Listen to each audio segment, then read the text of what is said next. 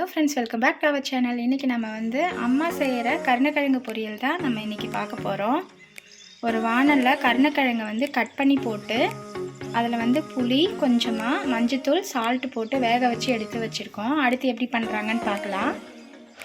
ஒரு கடாயில் தாளிக்கிறதுக்கு தேவையான அளவு எண்ணெய் ஊற்றியாச்சு. இங்கே 4 பல் பூண்டு தட்டி எடுத்து வச்சுருக்கோம். வெங்காயம் கட் பண்ணியிருக்கோம், ஒரு வெங்காயம், கருவேப்பிலை, கொத்தமல்லி, கொஞ்சம் தேங்காய் துருவினது, கடுகு உளுந்து தாளிக்கிறதுக்கு வச்சுருக்கோம்ல அது போட்டுக்கலாம். சோம்பு கொஞ்சம், காஞ்ச மிளகாய் ஒன்று கிள்ளி போட்டுக்கிட்டோம். கடலைப்பருப்பு கொஞ்சம் தாளிக்கிறதுக்கு, வெங்காயம், இதெல்லாம் போட்டு தாளிக்கலாம். பெருங்காயத்தூள் கொஞ்சமாக போட்டுக்கலாம்.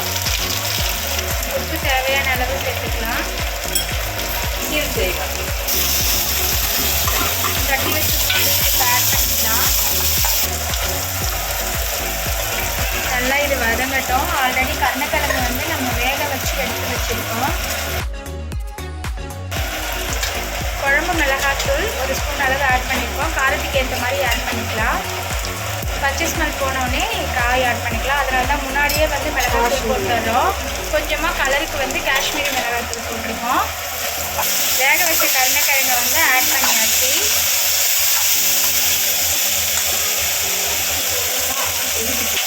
தக்காளி ஒன்று ஆட் பண்ணிக்கலாம், கொஞ்சம் டேஸ்ட்டாக இருக்கும்.